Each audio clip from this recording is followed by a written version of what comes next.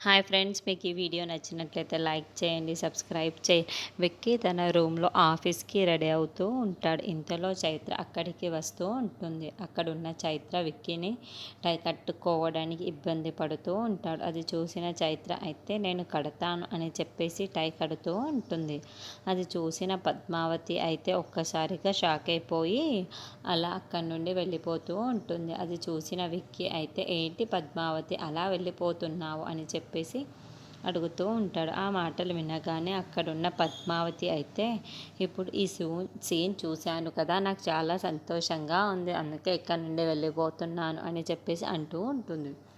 ఆ మాటలు వినగానే అక్కడున్న విక్కీ అయితే నువ్వు అపార్థం చేసుకుంటున్నావు పద్మావతి, నన్ను అర్థం చేసుకొని మాట్లాడు పద్మావతి అని చెప్పేసి అంటాడు.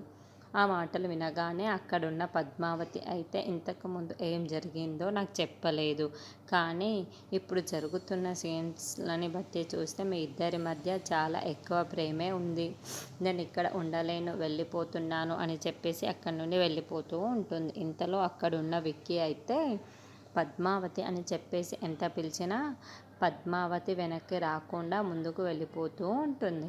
ఇంతలో అక్కడున్న చైత్ర అయితే సారీ విక్కీ, నువ్వు టై కట్టుకోవడానికి ఇబ్బందిగా ఉన్నావు కాబట్టి నేను అది చూడలేక నా కాలేజ్ డేస్ గుర్తుకొచ్చి నేను నీకు ఆ టై కట్టాను, అంతేగాని పద్మావతి ఇలా ఫీల్ అవుతుందని నేను అస్సలు అనుకోలేదు, ఇప్పుడే వెళ్ళి పద్మావతికి సారీ కూడా చెప్తాను అని చెప్పేసి అంటూ ఉంటుంది.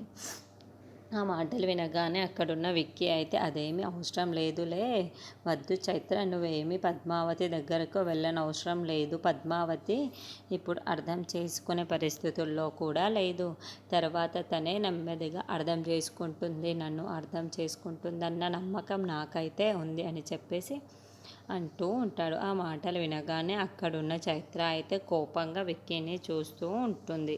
ఇంతలో అక్కడున్న విక్కీ మాత్రం అవును, పద్మావతి చాలా మంచిది, నాకు తెలుసు, కొన్ని రోజుల్లోనే మళ్ళీ నన్ను అర్థం చేసుకొని నా దగ్గరికి వస్తుందన్న నమ్మకం నాకైతే ఉంది అని చెప్పేసి అంటూ ఉంటాడు.